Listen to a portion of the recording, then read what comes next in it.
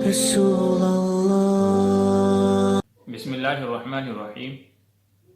آج ایک بڑے ہی حساس موضوع کے اوپر گفتگو کر رہا ہوں۔ بڑا اہم مسئلہ ہے، یہ ایسا مسئلہ ہے کہ جس کی طرف ہم لوگ توجہ ہی نہیں دیتے، اور وہ مسئلہ ہے کہ غلط جگہ پر پارکنگ کرنا۔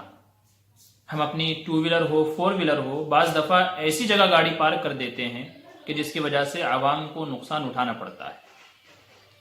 سڑکوں پر ایسی جگہ ہم گاڑیاں پارک کر دیتے ہیں کہ جہاں پر گزرنے والوں کو دقتیں ہوتی ہیں۔ کسی کے گھر کے سامنے سڑک کے اوپر روڈ چھوٹا ہو گیا، سڑک چھوٹی ہو گئی، گزرنے والوں کو تکلیف ہوتی ہے۔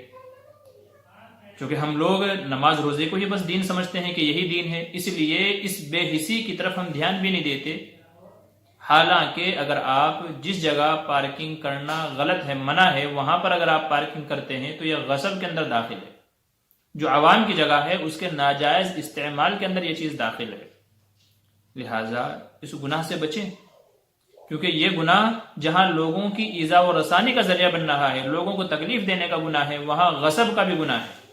اس طریقے سے بعض جگہ حکومت کی طرف سے اعلان ہوتا ہے کہ یہاں گاڑی کی پارکنگ منع ہے۔ وہاں پر اگر پارک کریں گے تو حکومت کی حکم کی خلاف ورزی بھی لازم آئے گی۔ نیز اس بے قاعدگی کی وجہ سے جتنے بھی لوگوں کو تکلیف ہوگی، آپ سب کے گنہگار ہوں گے، اور اس کا تعلق حقوق العباد سے ہے۔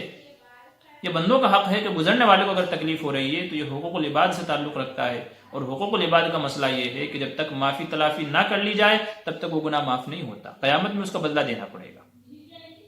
تو یہ ایک ساتھ مل کر کے کئی گناہوں کا مجمع ہے، حکومت کے حکم کی خلاف ورزی ہے۔